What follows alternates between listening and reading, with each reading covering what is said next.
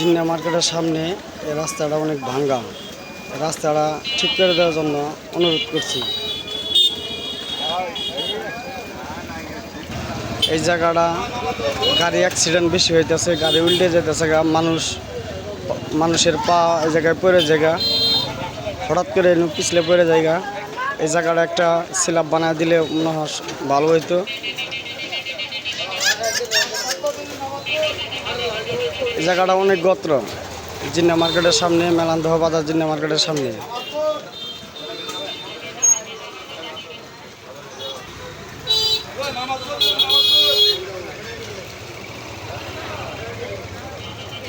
পানি যাচ্ছে না, পানি যায় না, পানি আটকে পড়ে এই জায়গাটা। এই জায়গায় একটা স্ল্যাব দিলে মনে হয় অনেক ভালো হবে।